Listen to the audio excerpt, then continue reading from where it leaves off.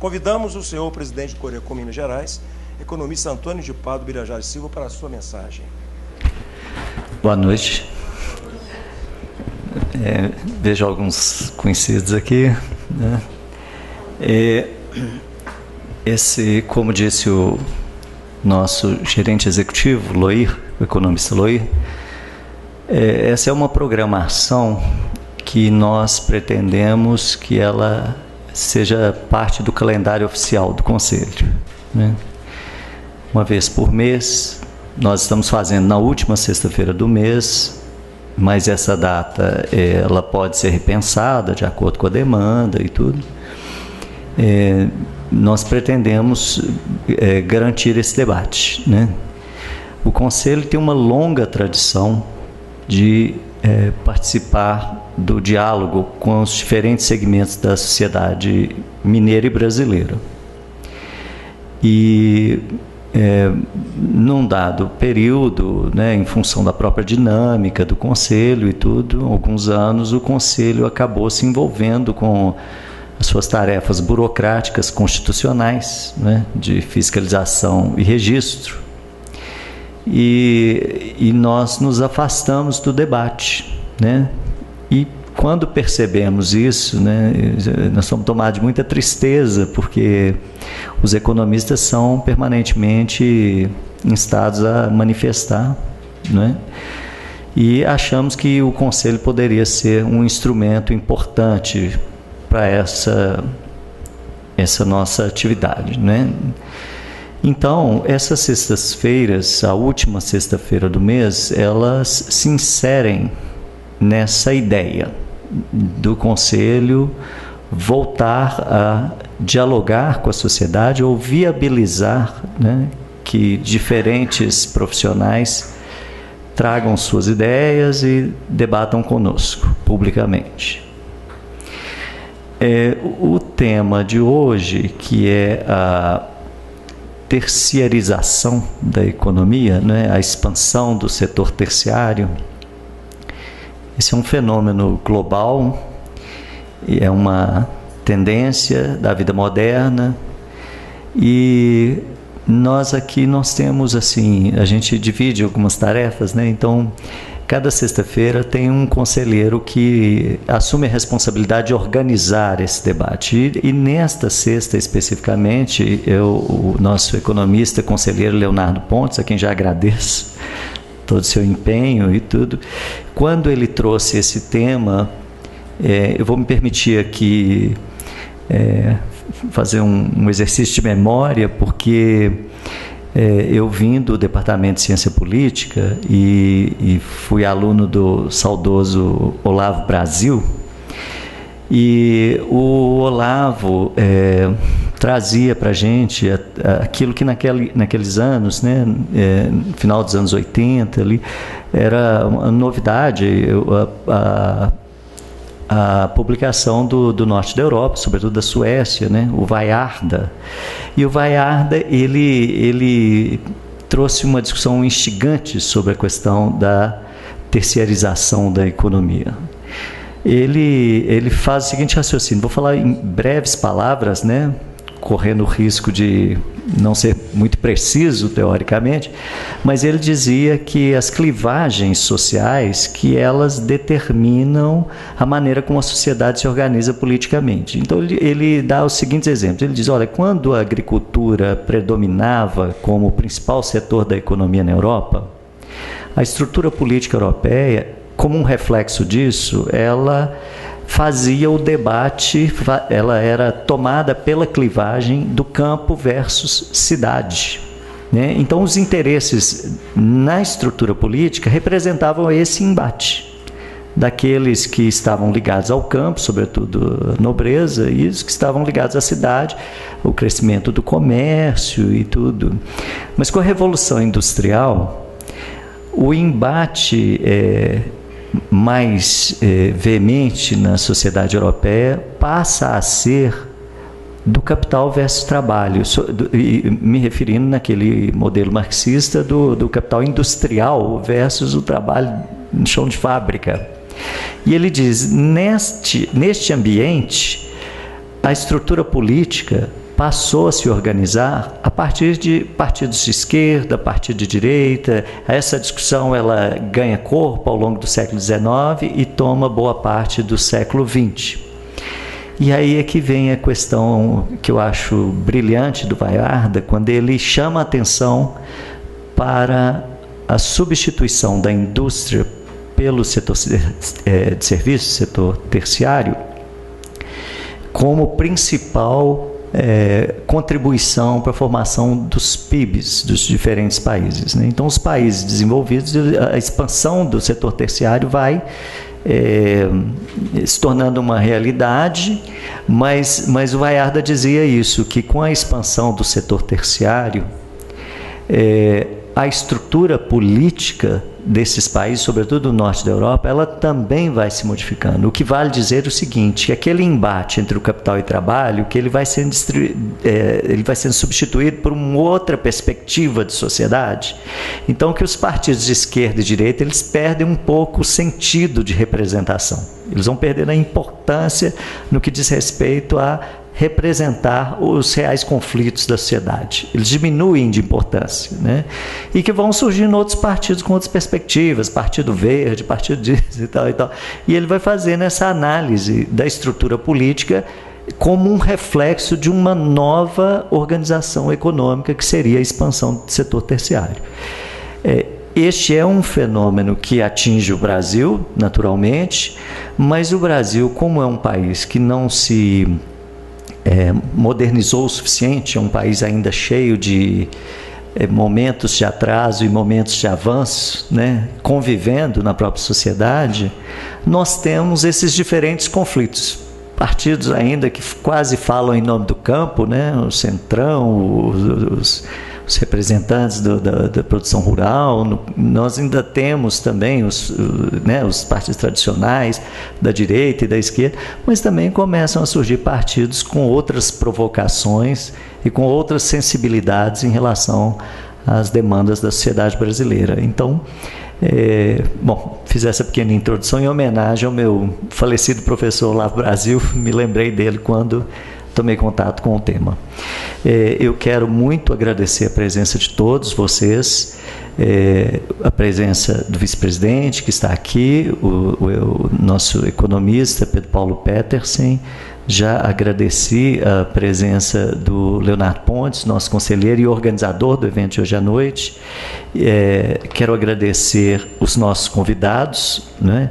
O senhor Cássio Rocha Azevedo, presidente da AIC, e o senhor Humberto Luiz Ribeiro, que é professor convidado da Johnson Graduate School of Management, da Universidade de Cornell. Agradecer também aos profissionais que estou vendo, que estão aqui, professores de economia, aos nossos alunos, muito obrigado pela presença e um bom evento para todos nós.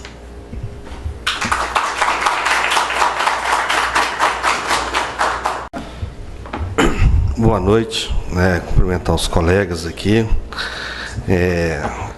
agradecer a presença e a receptividade da vinda de vocês. Vou fazer uma breve apresentação dos palestrantes e, na oportunidade, dizer da minha satisfação estar aqui hoje, ajudando o Conselho a tomar posição de entidade de debate, né?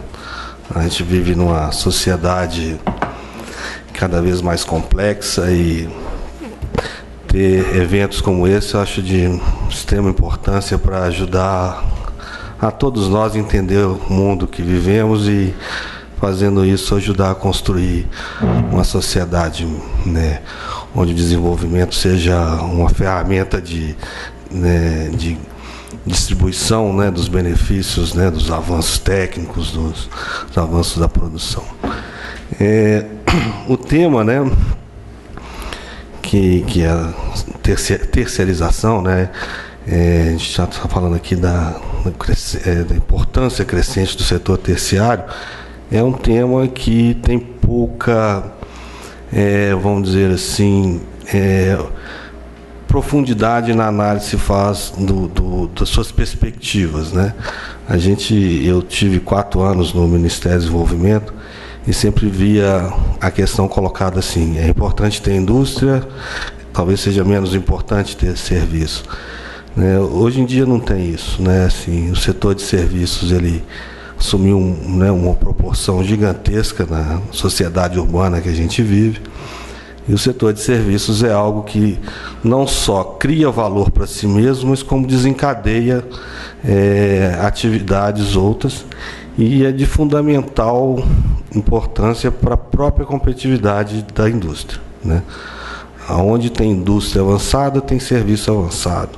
Serviço avançado é serviço de engenharia, serviços de melhor atendimento, de pós-venda, e isso tem passado ao largo, né, no nosso país, que recentemente teve um grande processo de expansão assim, da renda, né, gerando, né, grande massa de consumo. E se você for comparar aí o tempo, né, que a taxa de desocupação estava em 13 e hoje está em 4, você vai ver que a maioria dessas pessoas que conseguiram emprego foi no setor de serviço. Né, eu vou passando essa passagem, né, vou apresentar o Cássio Azevedo, que é presidente de uma empresa de serviço, que atende empresas de serviço, e que eu conheci aí alguns anos atrás, e a empresa dele já chegou a ter 1% da população economicamente ativa de Belo Horizonte. É uma empresa que tinha 500 empregados, hoje tem mais de 25 mil. Né? Ela saiu de Belo Horizonte, entrou em cidades como Montes Claros, Valadares, um monte de cidade do Nordeste. Depois você nos informa, por favor. Assim. E você vê que o teleatendimento ele gera uma mudança no padrão urbano de renda significativa numa cidade como Montes Claros. Eu assisti isso assim, em Valadares, né? Desencadeia o comércio local, né? E isso eu acho extremamente importante para todos nós. Cássio também é vice-presidente da Associação Brasileira de Teleatendimento, né? Ele vai nos mostrar e fazer um desenho do setor no Brasil, de como ele cresceu exponencialmente nos últimos anos, né? Acho que isso é uma contribuição para entender como ele pode ajudar a superar essas dificuldades. Nós temos que gerar emprego e renda, já mostrou isso, né? E tem mais para frente, né? Ele tem como agregar valor, gerar salários maiores também, né? Uma cadeia de consumo é importante. Humberto, eu conheci mais recentemente, lá em Brasília, nos tempos que eu passei lá no Ministério do Desenvolvimento. Fui secretário de Comércio e Serviço, empresário oriundo da área de tecnologia, mas assumiu lá uma missão, né, de ajudar, né, todos estavam lá no Ministério, a construir uma agenda para o setor de comércio e serviço no Brasil. Para vocês terem uma ideia, eu vou dar um exemplo aqui do quanto difícil é isso, mesmo os serviços tendo essa gigantesca proporção de emprego e renda. Até outro dia mesmo, né, não existia uma norma brasileira de serviços, uma nomenclatura brasileira de serviços. Assim, como tem o Código Nacional de Atividades Econômicas, que é essencialmente industrial, que a ONU e o Brasil adota há alguns anos, o Brasil não tinha uma para o serviço.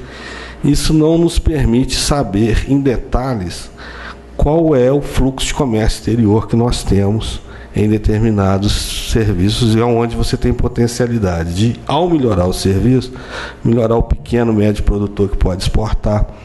Né? Essa conexão, né, ela não fica muito clara. Como é que serviço ajuda um tipo de industrial? Né? Você tem Itália, esses países mais desenvolvidos, eles têm uma gama enorme de pequenas e médias empresas que exportam, atuam no mundo inteiro, né? Porque tem uma estrutura de serviço atrelada a elas. O Humberto está agora fazendo um trabalho acadêmico, ele vai nos mostrar aí algumas novidades aí que eu já passei o olho sobre como o mundo hoje vende serviço como se fosse mercadoria, né? O debate vai mudar muito, né? Né, a gente tem coisas tão diferentes hoje em dia com a internet, né, o mundo de conhecimento, né, as livrarias de Belo Horizonte aqui estão desaparecendo e está todo mundo comprando livro em dólar, comprando.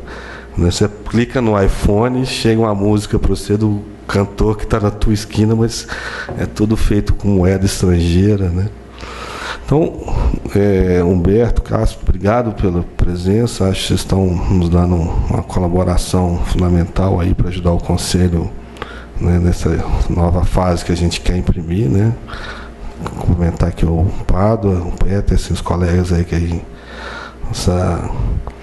nessa cesta econômica, falar com os colegas aí para multiplicar. Nós queremos trazer mais gente aqui, trazer um debate contemporâneo, sugestão de vocês. Venham para o Conselho mesmo, o Conselho é a casa do economista que quer debater, que quer ajudar a sociedade a ser melhor. Obrigado. Essa palavra para o Humberto.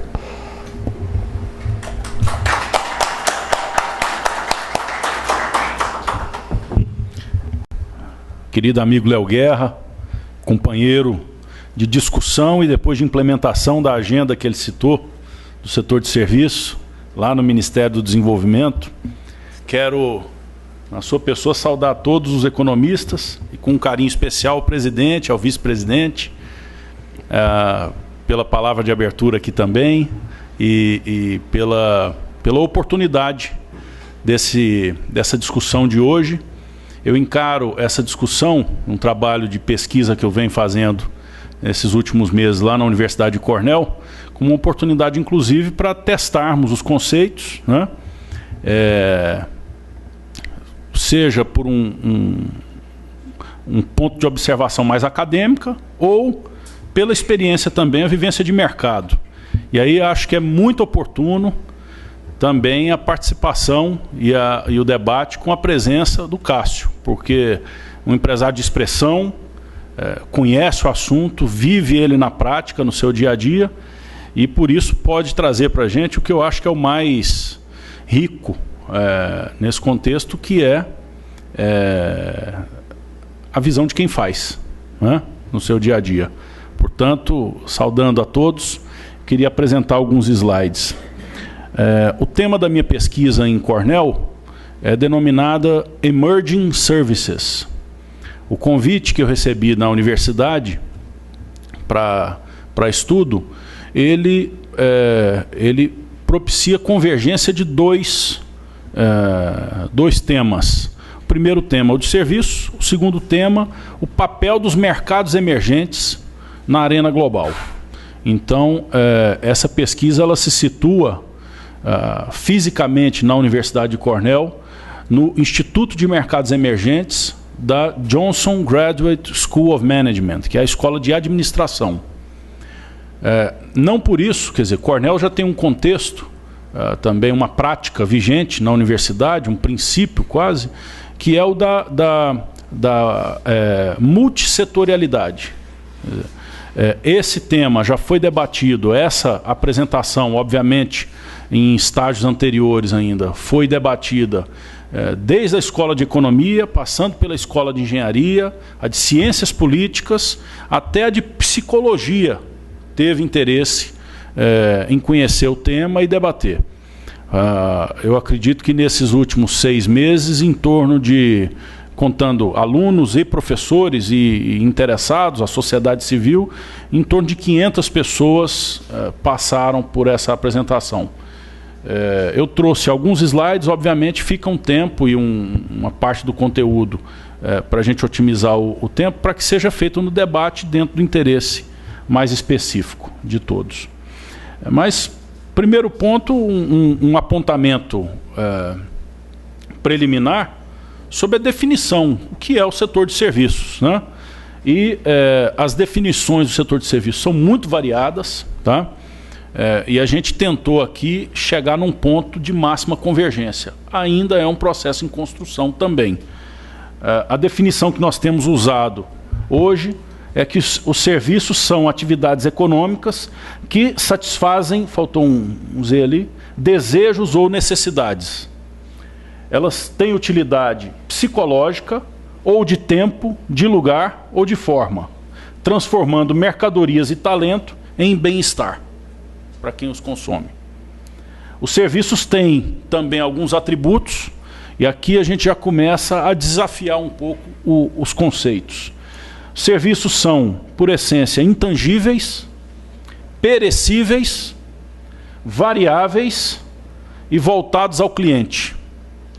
E existia na literatura também um outro conceito, um outro princípio para o setor de serviços, que eu estou tendo até um pouco de ousadia, né, mas eu acho importante que a gente realmente afronte esse princípio, que eu estou tendo a ousadia de propor que a gente quebre esse princípio, que é o princípio da inseparabilidade do serviço. Inseparabilidade entre consumidor e o prestador, o provedor do serviço. A própria indústria, né, que o setor representado pelo empresário Cássio, quando a gente nota o crescimento, por exemplo, das exportações indianas, né, no setor tanto de tecnologia da informação quanto de teleatendimento, a gente nota que esse princípio já não é tão válido assim nesse elo empresarial específico, né? Uma pessoa pode estar em um determinado local do mundo sendo atendida por outro que está em outro local. Mesmo o princípio de tempo, você pode ter também um atendimento eletrônico otimizado por sistemas, por códigos, por processos, por rotinas, né? Aonde o atendimento de um determinado consumidor pode ser feito a qualquer momento, independente do prestador estar à disposição, né? Por essas e outras, né, inovações, mudanças tecnológicas, a minha ousadia é essa de propor. E eu acho que é importante pensarmos esse conceito, né, propor a quebra da inseparabilidade como um princípio do setor de serviço. Quando esse princípio rui, a gente consegue tratar o setor de serviço como tradable. Eu passei uma situação muito interessante. Um ex-ministro da Fazenda do Brasil estava comigo na abertura de um evento, quando eu estava como secretário lá no MIDIC, e ele falou na abertura do evento, ele era o palestrante convidado e eu falaria logo na sequência. E ele abriu a apresentação dele dizendo que o setor de serviço era non-tradable, não transacionável. E eu tive depois a saia justa de desafiar um ex-ministro sobre esse princípio. E desafiei. Eu vou provar aqui, ou tentar pelo menos provar o porquê desse desafio. E aqui nesse slide eu coloco uma infraestrutura legal que foi concebida já em sintonia com essa quebra do princípio da inseparabilidade, da não-tradabilidade do setor de serviço. Eu vejo até ali a foto, ali na parede, do ministro que me convidou, então, para tratar o setor de serviço lá no Ministério do Desenvolvimento, o nosso governador, Fernando Pimentel. Obviamente um economista, eu não sou economista, eu sou engenheiro civil, né? Ele me chamou e disse: eu quero uma visão empresarial, quero uma visão empreendedora para um elo que está sendo tratado como caudatário da economia. Constantemente é o beiço torto pelo cachimbo. Nós precisamos tornar o setor de serviços protagonista na economia brasileira. E as políticas públicas têm que estar em sintonia com isso. Leonardo Guerra já mencionou. O primeiro passo estruturante para isso acontecer, e não antes de todo um trabalho de construção conjunta com mais de 400 entidades de todo o país, inclusive o COFECOM participou dessa discussão, aberta, ampla, né, transparente, indo a fundo em cada um dos setores. Nós concebemos uma nomenclatura brasileira para o setor de serviços, intangíveis e outras operações que produzam variação do patrimônio. Esse é o nome completo da NBS. contemplando 27 capítulos, desde serviço da construção até cessão de direitos de propriedade intelectual, certo? Varrendo 70% do PIB do Brasil. E em sintonia com os princípios também da CPC, que é, vamos dizer, a nave-mãe de nomenclatura para o planeta definida nas Nações Unidas, né? No mês de abril de 2012, a presidenta Dilma sancionou a lei colocando em efetividade a nomenclatura brasileira de serviço. O que é que aconteceu naquele momento, presidente? O setor de serviço deixou de ser apenas atividade econômica, consequência das cadeias produtivas, e passou a ser produto no Brasil. Eu disse que eu sou engenheiro civil. Nós temos várias empresas brasileiras de engenharia registradas com seu CNAE, né? Mas qual o produto real dessa empresa de engenharia? Humberto Engenharia Limitada, ou SA, o que quer que seja. Essa empresa faz impermeabilização, ou ela trata de fundações, ou ela faz projeto de engenharia, de estrutura, ou ela implementa estrutura metálica. Qual é o produto dessa empresa?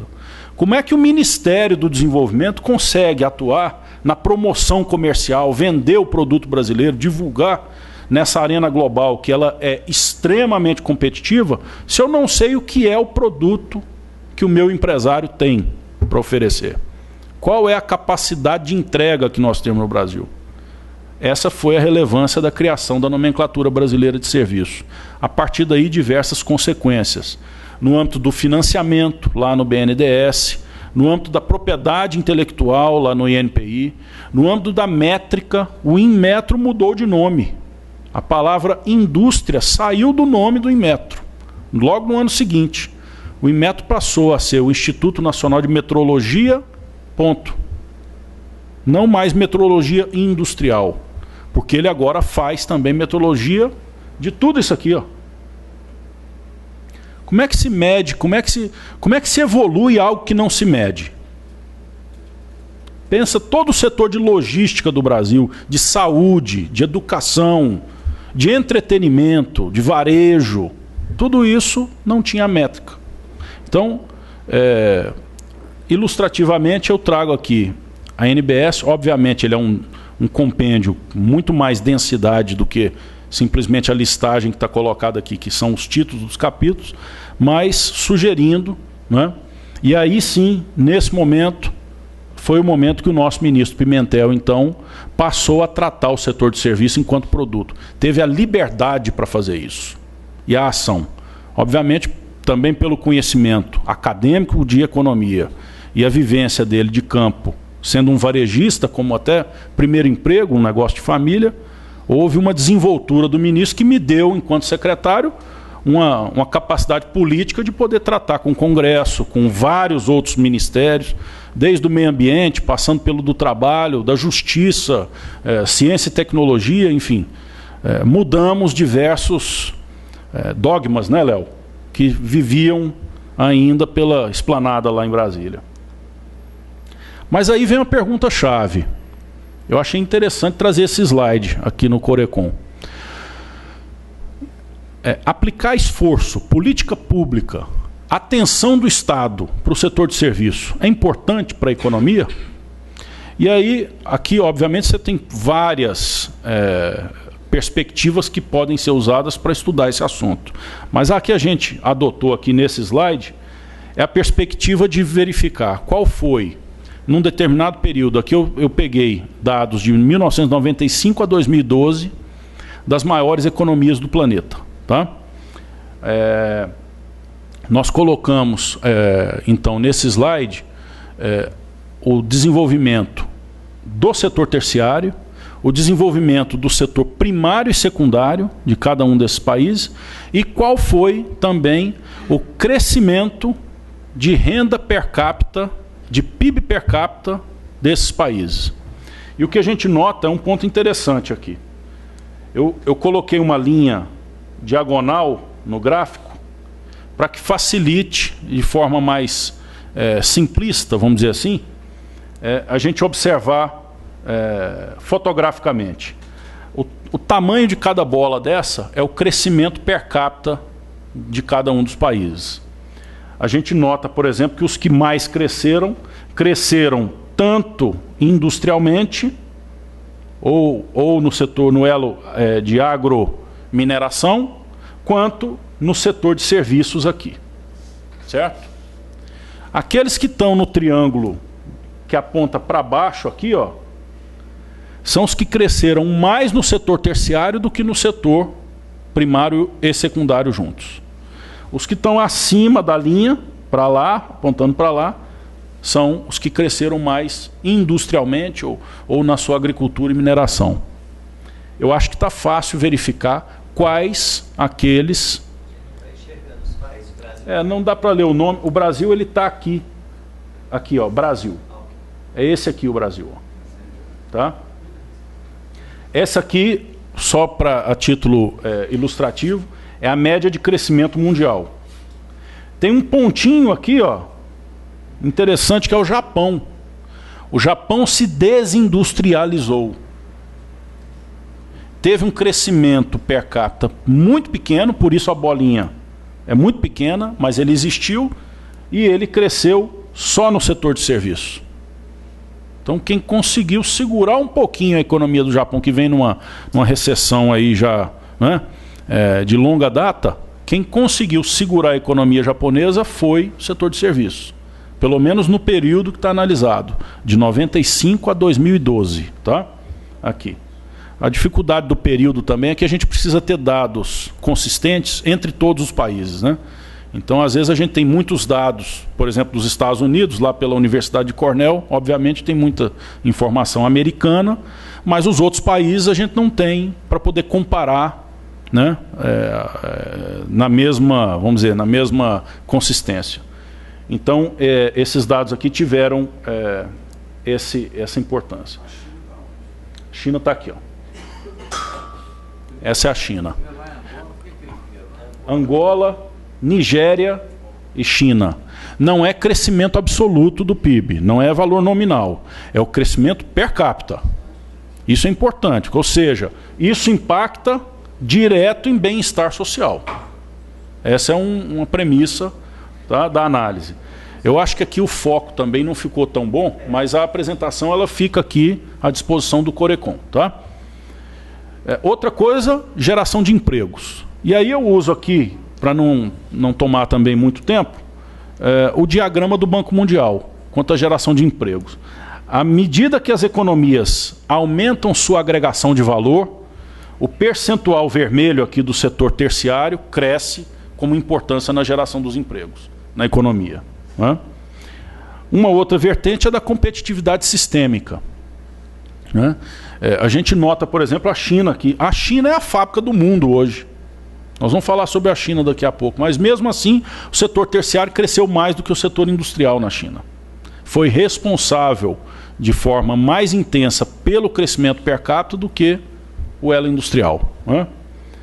E, além disso, tem uma outra dimensão da modernidade do setor. É um setor que tende a ser, quando comparado com os outros elos, tende a ser mais global, mais verde, e mais, né, mais sustentável e mais sistêmico, mais, como é que eu vou dizer? Está colocado ali, pervasivo, né? Ele acolhe, né, de uma forma mais ampla a todos. Diferente de uma indústria, uma fábrica, que você vai ter ali um impacto talvez de menos, as ondas são menos pervasivas, né? Aqui é um gráfico mostrando o crescimento do PIB mundial, e o ponto interessante, aqui houve uma mudança de metodologia no Banco Mundial sobre a análise do que é o serviço. Então, de 95 para 96, eles vinham numa curva, de repente houve a mudança da metodologia, mas de 97 para cá, mesmo já na nova metodologia, a gente nota o crescimento percentual do setor terciário na economia mundial.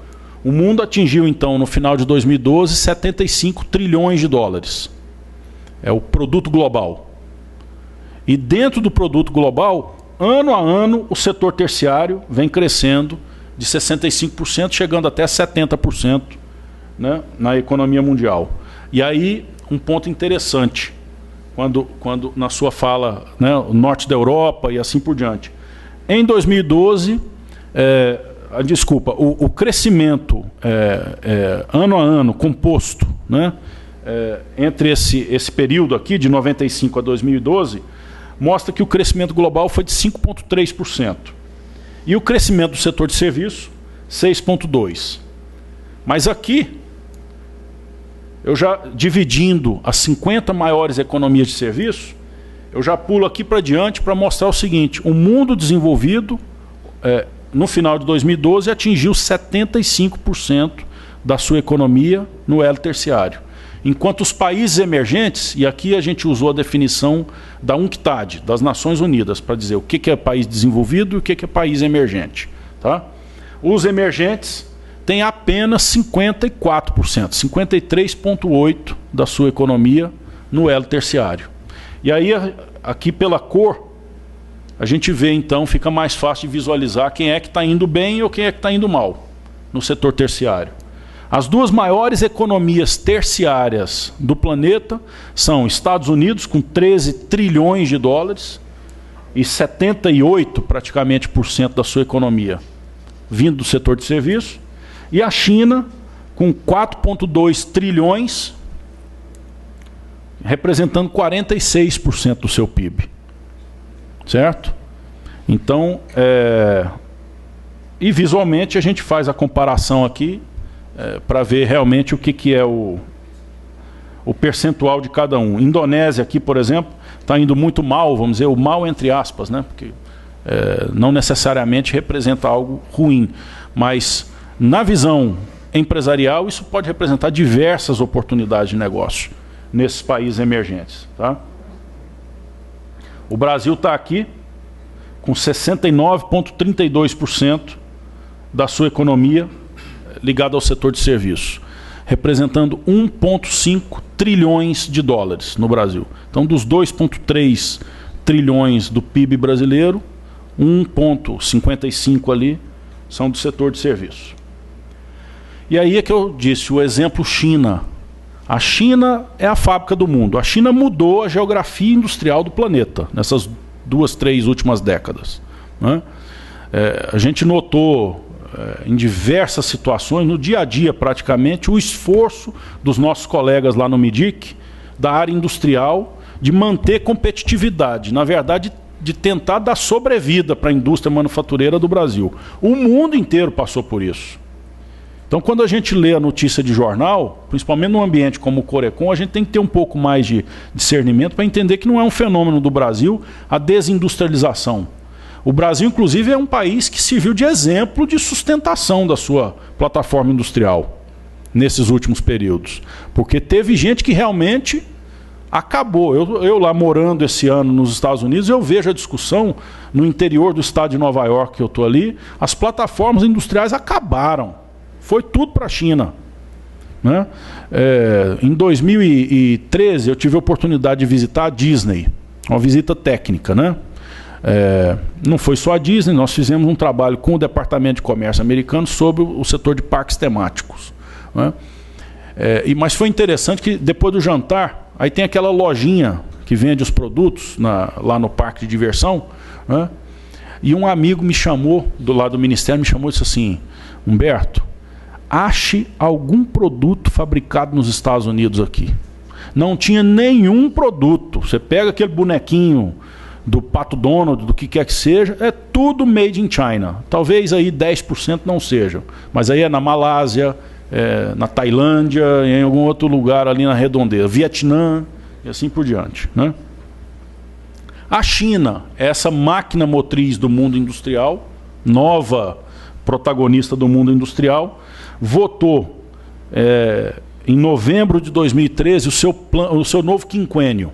Quando assumiu o novo presidente, o Xi Jinping, ele entra com um plano de trabalho de 5 anos. Isso é normal, né? É uma prática do governo chinês, os planos quinquenais. O novo plano quinquenal da China, e eu tive a oportunidade também de interagir com o contraparte nosso, que é o Ministério de Comércio lá na China, né, sobre esse plano deles, coloca como prioridade o setor de serviço.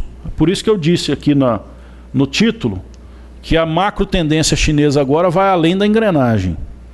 E de lá para cá tem acontecido muita coisa, seja no âmbito nacional chinês ou provincial também. Xangai, própria região de Pequim, já tem adotado políticas públicas diferentes. Suspensão de controle de preço, mudança de incentivo tributário, remoção de barreiras para vários setores de serviço, como telecom, finanças, por exemplo, privatização de empresas estatais do setor de serviço, ou seja, está mudando a dinâmica daquele país. A fábrica do mundo vai acolher o setor terciário. Aí eu queria botar aqui 2 pontos fundamentais. Vocês lembram que 46% da economia da China é setor terciário.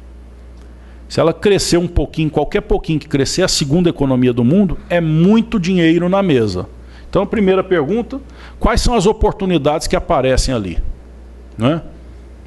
Para poder levar modelos de negócio que não existem na China, tá? E o segundo ponto, será que novos competidores surgirão? Aqui no Brasil nós temos uma cultura de criar empresa para atender o mercado doméstico. Lá na China não é essa a cultura. Eles criam empresa que pode até começar atendendo o mercado local, mas eles criam empresa para atender o planeta. A gente vê no campo automobilístico, venda de eletrodoméstico, eletroeletrônico, né? Compraram a IBM. Não existe mais fabricação de equipamento da IBM. Agora é Lenovo. Isso foi lá atrás já. Imagina essa gana chinesa agora no setor terciário. Daqui a pouco vai ter um McDonald's da China aí. Não vai ser o China Inbox, que é nosso aqui brasileiro, não. Vai ser outra coisa que vai chegar, né? Obviamente é um exemplo ilustrativo que eu estou trazendo, mas é real. Quando isso entrar no setor de logística, quando isso entrar no setor de telecomunicações, quando isso entrar nos setores estruturantes, infraestruturantes da economia, pensa bem como é que é o nível de concorrência do planeta que nós estamos entrando, tá? Outra macro tendência, essa mais no sentido, no espírito de relação com o consumidor.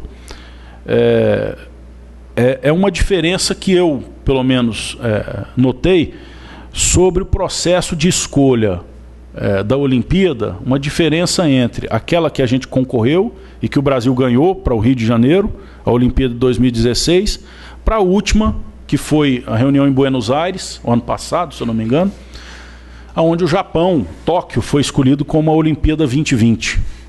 A essência de escolha de Tóquio, e tem isso no YouTube, na internet, para quem quiser assistir, essa moça fez a apresentação, né? A essência do book de competitividade de Tóquio foi a palavra omotenashi. Omotenashi em japonês significa hospitalidade. Eles mostraram que o povo japonês estava mais preparado do que qualquer outro dos concorrentes. Se eu não me engano, tinha Istambul, né? Tinha mega cidades ali concorrendo, né? Mas o japonês estava mais preparado para atender melhor, para receber melhor os visitantes de todo o mundo, né? O fator chave de decisão, isso depois virou notícia, né?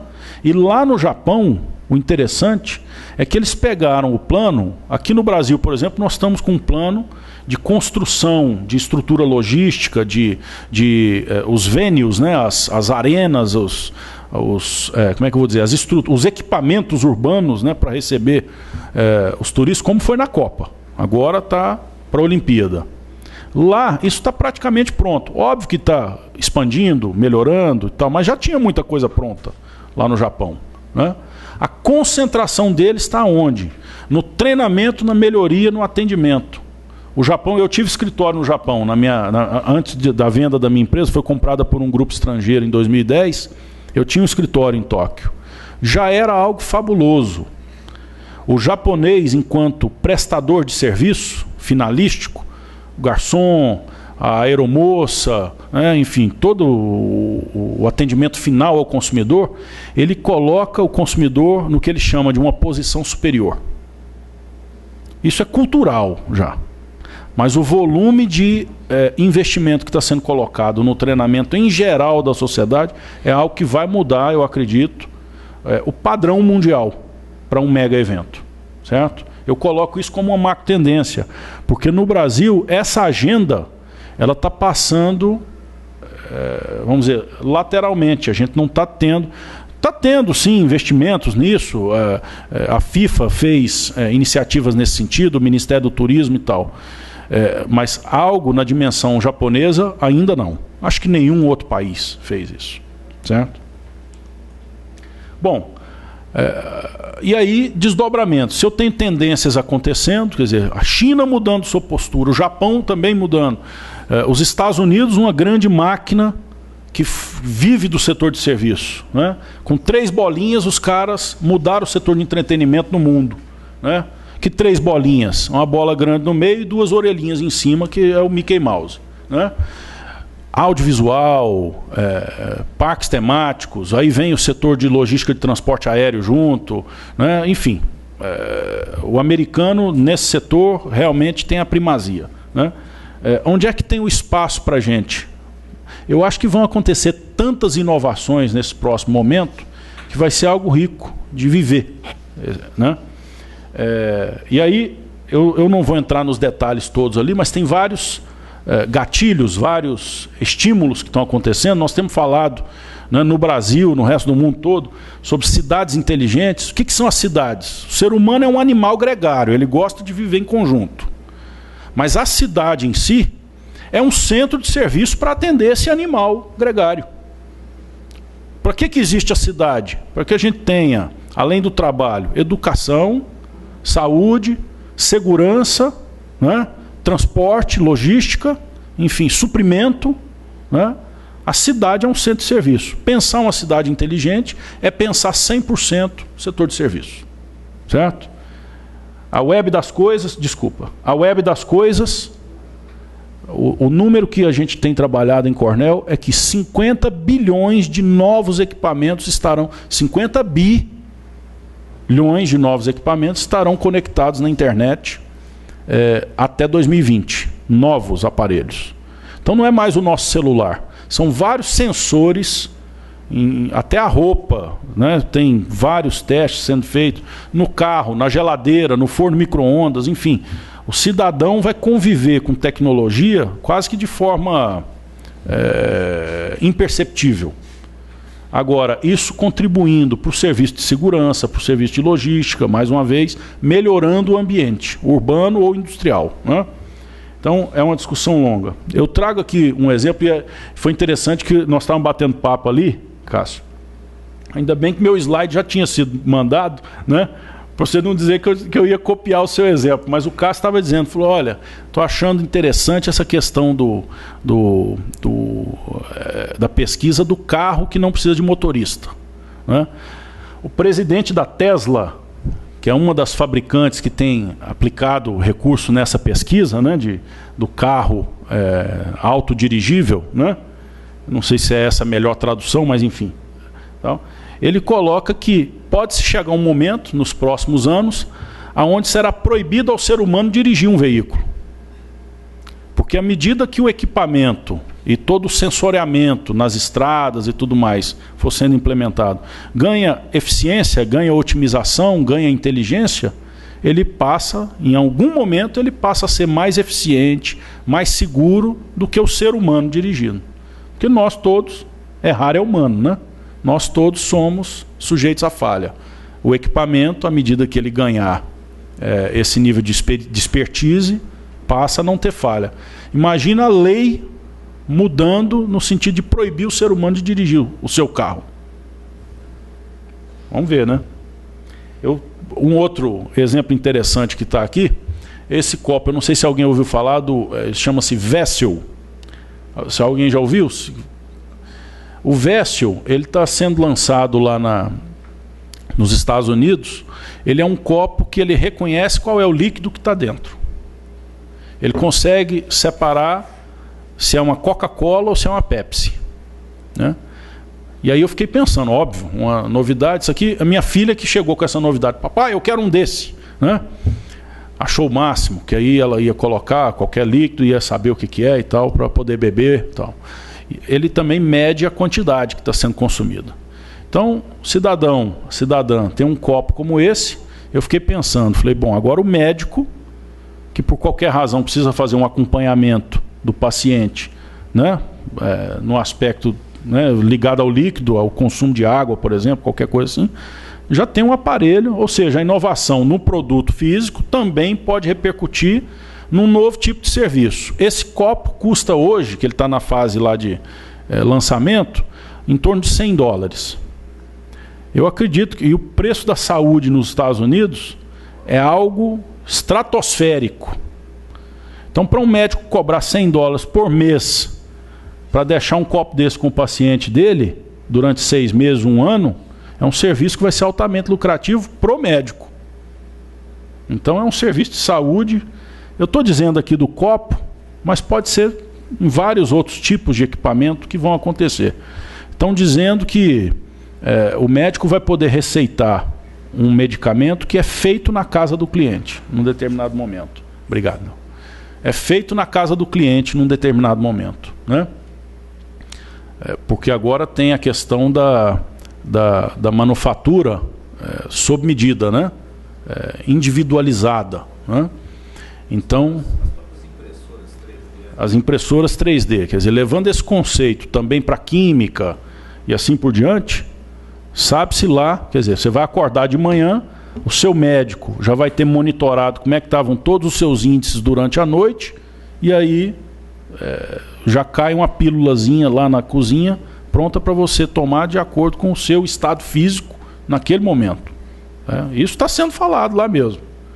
Cornell tem uma área muito forte de biomedicina, então tem algumas coisas em laboratórios lá que a gente duvida, mas que a gente chega lá está sendo construído, né? Interessante. Aqui o segundo indutor. Então o primeiro indutor é inovação. Eu trouxe alguns exemplos assim mais esdrúxulos na inovação, mas tem muita coisa que vai estar acontecendo, né, no setor de serviço. Eu acho que a grande máquina motriz de mudança do mundo será agora a inovação em serviço, e não mais a inovação em produto, que nós vivemos na geração atual, né? O segundo grande indutor, na minha opinião, é esse que está colocado, é o comércio exterior de serviços. E aí eu fico pensando, eu fiz esse gráfico, discuti com a minha diretora acadêmica lá, a professora Lourdes Casanova. Ela é uma espanhola, né? Pós-graduada em Berkeley. E eu discutindo com ela, né? Falei, realmente, aquele ministro que fez, ex-ministro que fez a palestra dizendo que o setor de serviço era non-tradable, ele tinha razão. Só que ele tinha razão no mundo antes de 1985. Onde não existia comércio mesmo de serviço. Era uma fatiazinha, menos de $500 bilhões ano. A fatia dos emergentes aqui era em torno de 20% disso, né? O que era isso? Era basicamente viagem aérea ou até de navio entre os países, né? Uma coisinha aqui, outra ali, tá? Olha o que aconteceu. O Gorbachev pega um avião, vai visitar os Estados Unidos e apresenta o plano da perestroika, da reconstrução do modelo soviético. Acabou a Guerra Fria, o mundo começou a conversar entre si. Mudou a marcha do mundo, do diálogo.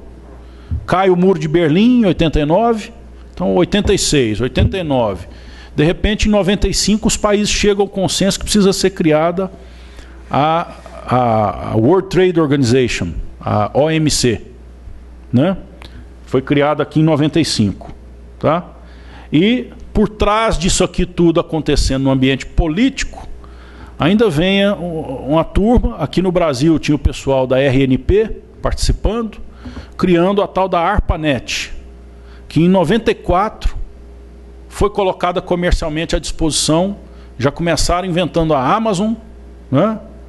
E na sequência a internet comercial começa a ser liberada pelo mundo afora. Aqui no Brasil, se eu não me engano, foi em 96 que o pessoal do CNPq liberou, ainda não com a capacidade, obviamente, que temos. A RNP, né, virou uma internet comercial no Brasil, começou a se disseminar, né? A internet virou, então, a grande infraestrutura para se transacionar serviços, seja música, um filme, né, um conhecimento, um paper, né, acadêmico, o que quer que seja. E aí, em 2001, vem a famosa China e diz, também estou entrando na OMC. Né? Foi a ascensão da China na OMC. China e Estados Unidos juntos na OMC, mais uma vez, mudou a marcha. Então aqui houve uma mudança de marcha, a gente nota que a inclinação da curva foi diferente. Né? Aqui. Aí aqui é outra curva. Ligou o turbo. Eu acredito, e aí aquele conceito da administração de curva S, curva de adoção, né? Curva S, em algum momento, obviamente, isso aqui vai bater num teto. E aí houve esse susto aqui em 2008, 2009, a crise global. Como foi muito em cima do setor financeiro e do setor imobiliário, olha o soluço aqui, ó.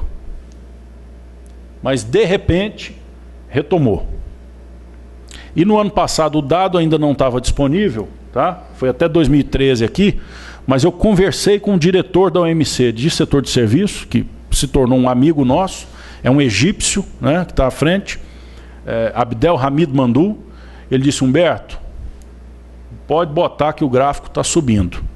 Os dados ainda não são públicos, não foram divulgados, mas continuou o crescimento, retomamos o patamar de crescimento anterior. Então nós ultrapassamos 5 trilhões de dólares em 2014, no comércio exterior de serviços. Tá? Aqui tem um desdobramento deles. E aí, para concluir aqui, eu mostro por que eu vejo isso como um grande indutor. Aqui são bens, mercadorias. Nós temos um PIB global de mercadorias, eu chamo de PIB, vocês me desculpem, é o produto global, né? Porque PIB é de um país, né? Mas o planeta tem uma produção de mercadorias de 22 trilhões de dólares ano. E ele transaciona entre fronteiras 18,600. Então quase 85%, né? 82% daquilo que é produzido de mercadorias é transacionado entre fronteiras. Tá? Às vezes vai e volta. É o caso do café brasileiro. Sai daqui, vai para a Bélgica, ou vai para a Alemanha, vai para a Itália e volta para cá depois. Certo? Mas enfim, existe a transação de 82% dessa economia. Olha o nosso time aqui do serviço como é que está. Mesmo com aquela curva anterior que nós vimos, né, o ramp-up, né, que ele teve, ainda com 8,9%. Então aqui, qualquer tamanho que você quiser cortar essa fatia aqui, Cássio, tem muito espaço para se crescer na transação entre países para o setor de serviço. Um exemplozinho. O Uruguai, nós fomos lá visitar, a convite do governo do Uruguai. Eles fizeram uma plataforma de exportação de serviços. O foco deles era exportar serviços de transação financeira, logística, basicamente esses dois, né? E manutenção de sistemas também, para o Brasil. Em menos de 6 meses eles ocuparam as 2 áreas planejadas. O Itaú tem um mega de um centro em Montevidéu para fazer serviço de coisas do dia a dia nosso, né? Enquanto clientes, eu sou cliente do Itaú, enquanto cliente do Itaú que estão fazendo lá. Por quê? Porque existe uma maior flexibilização na terceirização, a questão trabalhista já está mais modernizada do que aqui no Brasil, para flexibilidade de horários, enfim, coisas desse tipo. Então, enfim, foi conveniente para um banco brasileiro montar o seu centro de serviço lá. Tem gente montando centro de serviço na Índia, tem gente montando centro de serviço no leste europeu, né? Bulgária e assim por diante, né? Então o Brasil precisa ter essa atenção, né? Mas aqui, qualquer pedaço dessa... O governo foi vamos dizer, o estimulador, Mas hoje já é iniciativa privada que faz a locação dos espaços e tal. Na verdade, é um centro de serviço para você implementar o seu centro de serviço dentro. Então, eles te alugam o imóvel, aí você precisa de um serviço contábil, ou um serviço jurídico, um serviço tal, eles têm tudo ali, o pacote, né, para você. Então, é muito interessante o modelo que montaram. Mas aqui, ó, eu vou pular os outros slides, que aí já é um outro modelo de discussão aqui, mas eu digo que é a nova corrida do ouro. E quem ganha dinheiro, tem 1000 pessoas correndo atrás do ouro. 5 vão achar ouro, ou 50 vão achar ouro, não importa. Quantos vão ficar ricos? Esses 5 e mais uns 3 ou 4. Que é quem vende a pá, é quem vende a marmita, é quem vende a hospedagem no hotelzinho, para a corrida do ouro. Por isso que eu digo aqui, se há uma corrida do ouro, como é que nós vamos encontrar as oportunidades? Ou achando ouro, fazendo o que o Cássio faz, ele presta o serviço, ou alguém que vai fazer algo que subsidie a prestação de serviço dele. Mas que, como vai crescer muito, eu aposto nisso, o setor terciário, esse cara que vende pá para a empresa do Cássio, vai vender pá também para várias outras empresas. Então, eu coloco aqui alguns pontos para que o empreendedor possa observar de oportunidade de como é que ele pode aproveitar esse momento. Enfim, foi o que eu preparei então para a discussão. Eu estou à disposição, seja hoje ou também via e-mail ou Skype, lá em Cornell. Muito obrigado.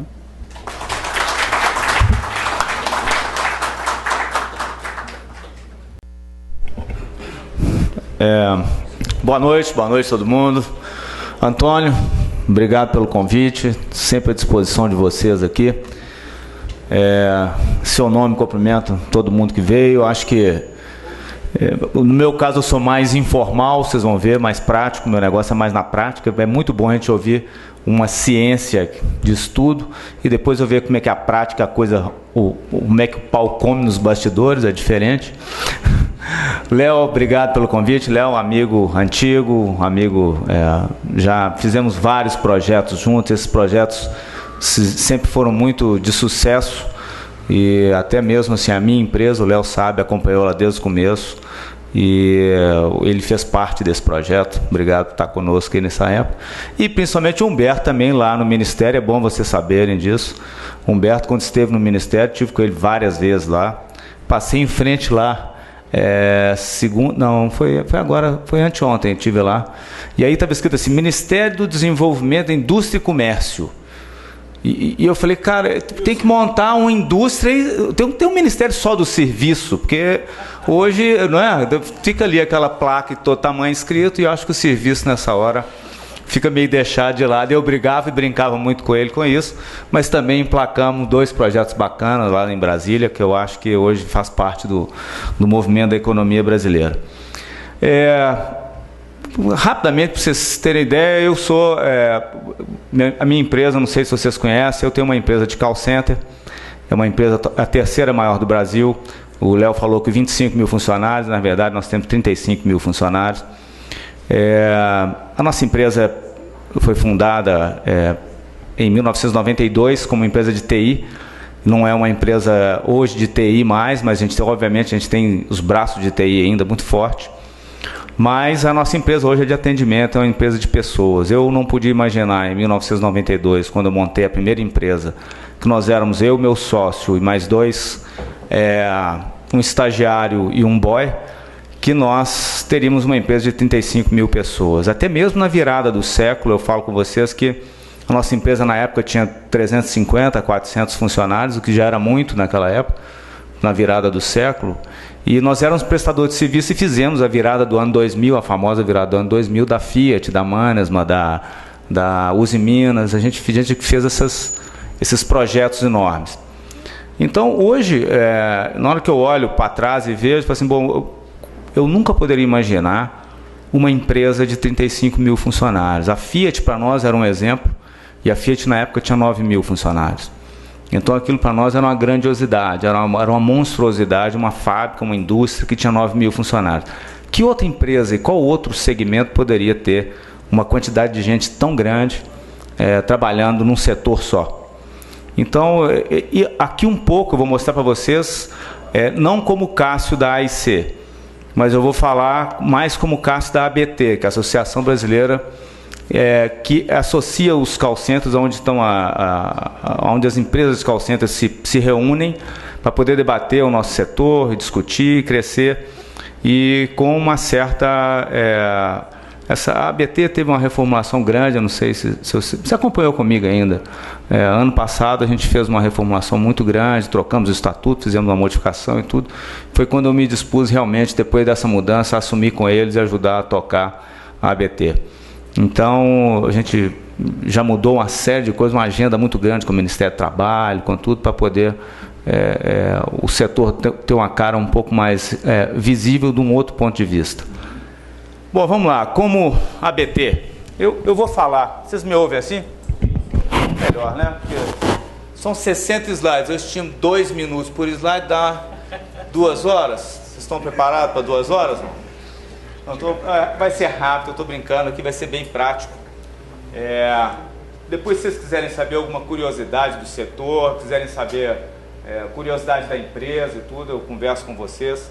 Mas aqui eu vou focar no que é esse setor e como que os impactos dele que você mencionou, o que o setor de serviço faz. Eu vou te falar na minha cabeça, e já há muito tempo eu penso assim, uma locadora de carro, uma Localiza, por exemplo, ela não pode ser uma empresa de locação de carro, ela tem que ser uma empresa prestadora de serviço para alocar o seu carro.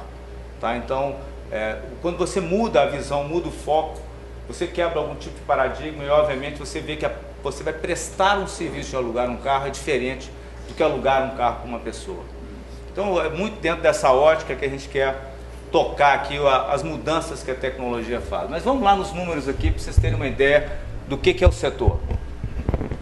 O faturamento nosso nacional está em torno de 11 bi e 300. A gente está com os números de 2013, 2014 ainda não foi fechado. E essa aqui foi um estudo que nós fizemos pela LCA. A LCA é uma empresa que os ministérios lá de Brasília usam muito, é uma empresa de pesquisa, e essa empresa ela tabula os dados, ela busca no mercado, que dão informações importantes para o governo também, de como o governo deve se movimentar, como ele deve fazer em vários setores e segmentos. Então, essa empresa fez esse estudo para nós. A gente teve um crescimento real de 2010 a 2013 de 14,6%, então no faturamento nosso. Eu acredito que em 2014 ainda tivemos um crescimento razoável, foi aonde que a parte de desoneração de folha deu uma acelerada e a gente cresceu bastante. Aquele crescimento é ano a ano? Ano a ano. A gente sempre cresceu 2 dígitos por ano, é o médio, né? O CJR nosso lá. Hoje, a gente emprega, em 2014, 463 mil pessoas. Quando a gente fala emprego direto, tá? Em volta desse sistema, a gente estima... E outra coisa, isso aqui são só as empresas que prestam serviço no mercado. Nós não estamos falando aqui dos call centers internos dentro de empresas, que tem ainda outras... O Brasil ainda não entendeu, até mesmo pelo problema da terceirização, que os serviços especializados, né, estão indo para fora. Então, a área de call center, a gente acredita e estima que 40% só está terceirizado e que 60% ainda está internalizado. Então, isso joga aqui esses números para 1,1 milhão de pessoas que trabalham no nosso setor, mais o que o setor envolve, dá 1,5 milhão de pessoas no Brasil trabalhando nesse setor nosso que é call center. O mais importante, Nordeste. Nós saímos de uma representatividade no Brasil, em 2006, de 12% das nossas operações estavam no Sudeste, concentrada muito em São Paulo, Rio, principalmente. E hoje o Nordeste representa para nós 22% da concentração dos nossos serviços. E mais na frente eu vou explicar um pouquinho o que é que provou isso, o que aconteceu. Vamos lá, o perfil das pessoas que trabalham conosco. Interessante, mulheres, claro. É um perfil do nosso negócio que as mulheres trabalhem lá. Você vê que a gente mantém mais ou menos os 72 até 77 agora, cresceu ainda mais. É um setor que, para a mulher, a mulher, só para vocês terem uma ideia, no estudo que nós fizemos, ainda há no Brasil, as mulheres estão aqui, vocês sofrem disso mesmo, mas até as executivas da primeira linha ganham menos que os homens. Então, isso é um impacto muito grande da nossa economia. E aí a tendência do estudo que a gente fez, percebeu que assim, as mulheres vão para o nosso setor como um início de carreira, tá? E aí o perfil importante, quer ver? Passa o próximo slide. Você vê que filhos, 48%, é complemento de renda, então é início de carreira. Então o nosso público fica entre pessoas entre 17 e 24 anos, representa mais ou menos uns 70% do nosso setor. Então o nosso público é muito jovem e feminino. Então é uma entrada no mercado de trabalho para a mulher, ali ela aprende, eu te falo que aprende mesmo, trabalhar no call center não acha que qualquer um que entra ali trabalha, não. Tá? Eu falo isso constantemente nas reuniões, até com os diretores meus, lá dentro da nossa empresa, uma vez por mês, os diretores têm que ir para a operação e atender ligação. Sai tudo lá de cabelo em pé e doido para poder entender o que passa a turma. Eles têm que sentir no drama. Eu fui atendente também. Entendeu? Eu fui tudo dentro de um call center. Atendente, supervisor, coordenador, fui tudo ali dentro. Então, eu sei o que é. Então, não é quando a gente fala assim, é um trabalho que qualquer um faz, não. Tá? Então, no estudo que a gente fez com o DIEESE agora, puxamos o sindicato para dentro para estudar conosco, mostrou que o turnover nosso é muito causado nos primeiros 60 dias. O turnover é altíssimo. O que é isso? Não é qualquer um que se adapta a esse tipo de trabalho. Então, é um ponto de atenção, um ponto de cuidado que nós temos que ter. Na hora que a gente olha isso, os filhos estão lá, o que eles fazem? Eles complementam a renda familiar. Tá? Na divisão, você vê que o chefe de família são 21,5% só. Ou seja, não é um emprego para a nossa cabeça, a gente sabe, não é um emprego para a pessoa sustentar a família, mas você tem e cônjuges que, obviamente, isso também complementam a renda, né? E outros. Vamos lá. Os outros são divididos em parente, agregado, pensionista, tem essa divisão deles. Primeiro emprego, reflete a inserção do mercado, isso é fortíssimo dentro do nosso setor. E esses jovens inseridos, na hora que você pega a jornada de trabalho deles, o que diferencia a nossa jornada de trabalho? A gente na discussão lá agora com o próprio DIEESE, o DIEESE falou, olha, nós fizemos uma avaliação do que o pessoal do call center ganha em média de R$1.000 e no setor de serviço a média é 1.200 e o call center está pagando mal.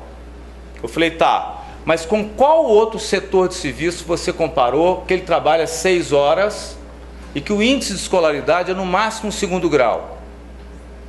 Aí o pessoal de DIEESE ficou parado, ficou todo mundo calado, um olhando para o outro. Eu falei, não, mas aonde vocês pegaram isso? Não, a gente pegou das enfermeiras, isso aqui. Eu falei, não, aí já é um nível técnico formado e trabalha 8 horas. Então, o nosso setor, ele trabalha 36 horas, não é nem esse 0,4, é mais por causa de média, porque tem alguns 7,12 também. Mas a média, 36 horas, enquanto no setor de recursos humanos, segurança e limpeza hoje, trabalham 44 horas, tá? Jornada reduzida, o que ela reflete? Pô, o cara tem uma flexibilidade, ele pode estudar. Então, assim, da nossa massa de trabalhadores, 14% deles cursam superior. E aí agora existe da nossa associação uma discussão forte. Nós vamos usar a força que a gente tem para poder arranjar bolsas, ou seja, julgar a meninada mesmo no curso superior. Ou seja, empurrar eles para o curso superior mesmo com uma outra dinâmica, forçá-los a estudar mesmo, não ficar parado. É muito comum, eu mesmo paro muito, pergunto dentro das operações, você está estudando, você estuda e tal? Não, eu parei. Sabe, a gente tem que achar uma maneira de fazer com que esses meninos vão para a faculdade. Vamos lá. Crescimento do emprego, olha o impacto que dá no Nordeste. Por quê? É simples. A nossa indústria permite, igual você falou, ir para a Índia e atender em qualquer lugar. A concentração no Sudeste dos call centers, tá? A concentração ali no Sudeste, de certa forma ficou danosa para todo lugar. A nossa empresa, quando vai mover para alguma cidade, a grande preocupação nossa é aquilo que o Léo falou aqui agora. A gente chegou a empregar em Belo Horizonte 1% do PEA. É muito. Isso é muito. Se eu vou para uma cidade de 300 mil habitantes e eu emprego lá 5 mil pessoas, eu estou pegando aí mais ou menos quanto do PEA? Vamos pôr aqui 20%, 60 mil, eu estou pegando ali 8, 9%. O PEA é muito. Aí eu começo a tirar emprego, posto de gasolina, supermercado, tal, de todos os outros lugares. Por quê? Porque são 8 horas de trabalho, não tem os benefícios que a gente dá, vale transporte, tal, nessas regiões não tem. Então a gente tem que ser cuidadoso nessa movimentação nossa, quando a gente vai para cidades menores, e avançar. Então, quando a gente vê das regiões passarem de 12 para 22, é importante a gente entender que o Nordeste, que é uma área que tem boa escolaridade, razoavelmente boa escolaridade, eu pensei que fosse pior, quando eu fui para lá, eu vi que não é tão assim, tá? A gente estuda muito o IDH das cidades que a gente vai, o estudo do IDH é importante, e mão de obra farta, pessoas desempregadas, e a gente pôde dar oportunidade para esse pessoal. Então, na hora que a gente fez essa movimentação, a gente começou a perceber a diferença que a gente faz. Eu vou explicar por que essa diferença. Aqui, mais ou menos uma distribuição regional, essa cidade eu vou pular, o outro também, porque aqui fala que você vê a concentração, 213 mil em São Paulo, Minas Gerais 50, mas esse dado é de 2010, se eu não me engano. Não, acho que é 2013 ou 2010, não sei. O Minas Gerais caiu bem. Minas Gerais, se eu não me engano, hoje deve estar em 30 mil. Passa, Léo, esse aqui é o mesmo dado, porém percentual.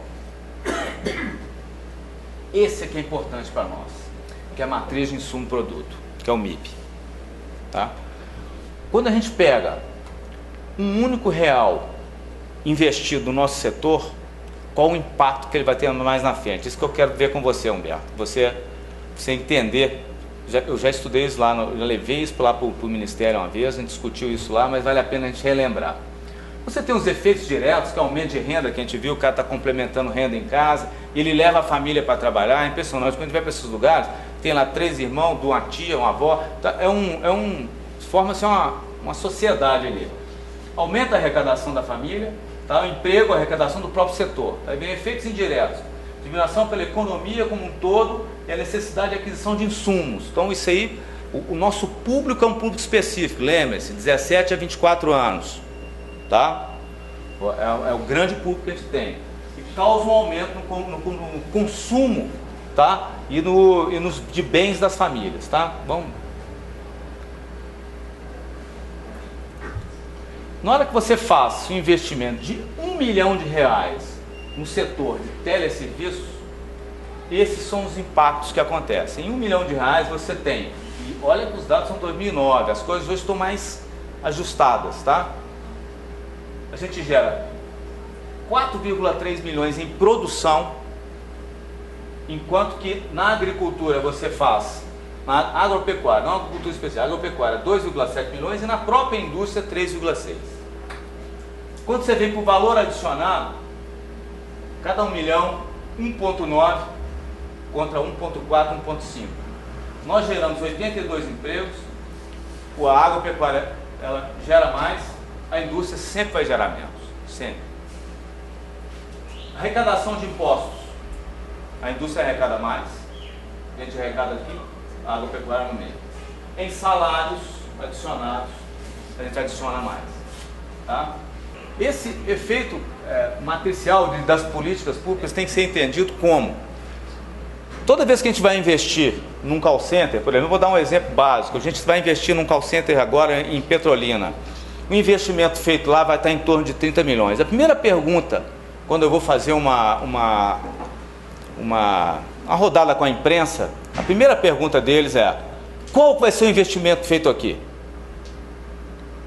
Eu falo, olha, o investimento aqui é irrelevante. O investimento é assim, em torno de 30 milhões de reais. Mas nós vamos gerar 4.500 empregos, que vai dar mais ou menos em dinheiro, no bolso dos meus funcionários, que eu vou jogar na economia aqui, direta, em torno de 80 milhões por ano. Eu mudo a economia local. É 80 milhões de reais por ano na mão de meninos que vão, sorvete, cinema, calça jeans, tênis. Ou seja, eu mudo completamente o mercado local. Eu altero a área.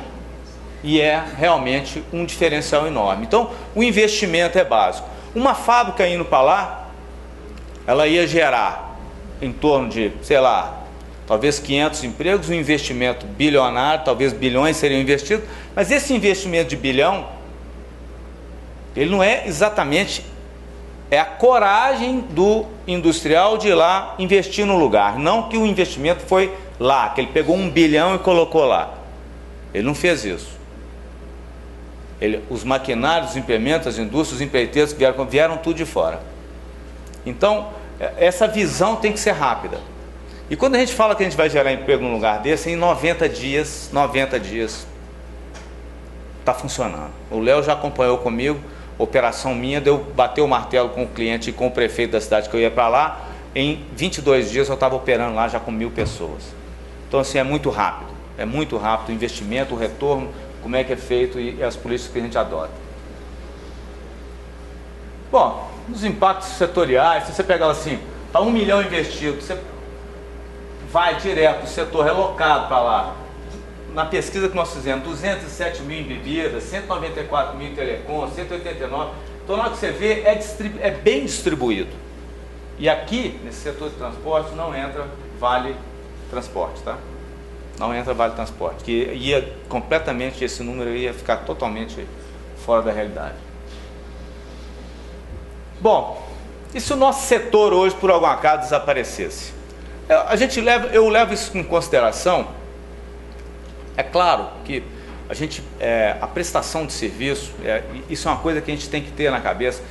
Essa geração nova, quando a gente está falando em oportunidade, e era a discussão nossa lá dentro, o meu olho brilha, porque a mudança as oportunidades aparecem em quebras de paradigma. Então, assim, quebras de paradigma é você entender a diferença de um táxi para o Uber. Todo mundo sabe o que é o Uber aqui, não? Todo mundo sabe o que é o Uber? Alguém não sabe, pode levantar a mão, não tem problema não sabe o que é o Uber. O Uber é um sistema, se você baixar um aplicativo, está na loja da Apple, ou mesmo na loja da Samsung, ele tem lá Uber, UBR. Então, assim, isso é uma coisa que já está em uso, em prática nos Estados Unidos já há algum tempo. O Uber, você entra, já tem o meu cartão de crédito cadastrado aqui, eu estou em casa, eu entro, clico, chamo um Uber.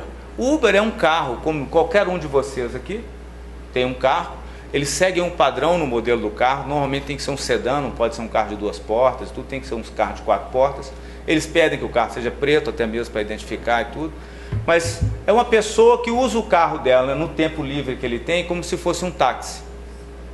E eles usam isso nos Estados Unidos, acabou o táxi. Então, lá nos Estados Unidos, principalmente, você chega lá, tem aqueles, os haitianos, dirigindo aqueles carros, os carros todos sujos, tudo imundo, aquela confusão, Não, você chama o Uber, em 2 minutos, você clica, aqui em Belo Horizonte já tem, eu uso muito para me locomover. Eu uso muito, principalmente à noite não tem táxi, a gente não consegue táxi para sair, para poder ir para um restaurante, eu vou de Uber. Você clica, aparece o carro, aparece a foto e o carro. Nos Estados Unidos vem BMW, aqui no Brasil vem Honda, Toyota, esses carros todos aqui em Belo Horizonte. E você paga simplesmente 70% do valor do táxi, às vezes 50%. A bandeirada é calculada pelo movimento, o que é inteligente. É um horário de alta demanda, a bandeirada é cara.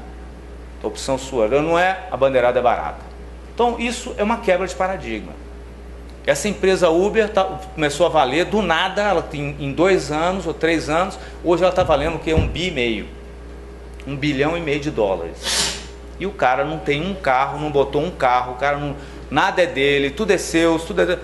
E a ideia dele é que prevaleceu, é o cara que achou o ouro no meio das oportunidades. Agora, oportunidades igual a essa vão ter várias. E eu sinto isso, o impacto que vai ter no nosso setor.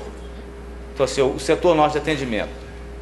Quantas chamadas assim vocês estimam que nós vamos atender esse ano, assim, A e C? Alguém tem alguma ideia assim, não?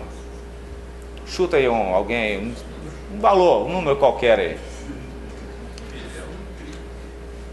1 bilhão. Quem falou 1 bilhão? Vou mandar para você um presente. Depois você me dá seu cartão. 1 bilhão vai atender esse ano. Você imagina o volume de transação, a quantidade de conversa e coisas que a gente transaciona nesse 1 bilhão de chamadas. Quantas oportunidades correm nesse 1 bilhão de contatos? Vocês têm ideia de que é isso? Então a massa é muito grande, o movimento é muito grande. Agora, quando você joga isso para dentro da internet, que você mencionou, que virou, esse bilhão vira trilhão da noite para o dia. Quantas transações nós fazemos aqui, toda hora, no telefone. Então, isso não tem tamanho. E a oportunidade vai estar aí. É o centavo, é o milésimo do centavo na transação. Bom, se o nosso setor deixasse de existir, isso aqui é só mais uma... O Léo já tinha feito isso uma vez aqui em Belo Horizonte, né, Léo? A gente fez um estudo nós dois, ele falou, cara, se você sair daqui de Belo Horizonte hoje, nós vamos ter um impacto. Léo?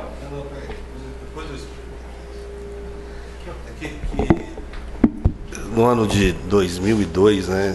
Contando essas coisas não, porque as pessoas começa a entregar, né? É porque tinha entrega a idade. A demanda do setor de reduzir o ISS, né? E eu fiz uma avaliação para a prefeitura e é a coisa mais curiosa. Você reduziu praticamente a zero o ISS e a arrecadação disparou do setor, né? Ele tornou-se rapidamente o quarto ou quinto maior arrecadador da cidade. Umas 3, 4 empresas. E é mais ou menos isso mesmo. A taxa de desocupação naquela época era de 13% e agora é 4%. Assim. E a gente tem, né, nos últimos anos a desoneração tributária, né? A gente trabalhou isso junto lá no Ministério do Desenvolvimento para incluir o setor de call center. E foi o setor que mais respondeu em termos de empregabilidade, né? Realmente uma série de questões, mas nesse aspecto, né, que você dá um estímulo e ele multiplica por 10, 15, né? Eu estou impressionado com o salário. Ele é 1,8 trilhões de massa salarial. É isso mesmo, né? Tem milhões. Não, essas unidades estão erradas. Essas unidades realmente são 17 bilhões. Mas eu não conhecia esse estudo da LCA, não. Não, e eu separei aqui slides só para a gente fazer para contextualizar rápido, mas eu tenho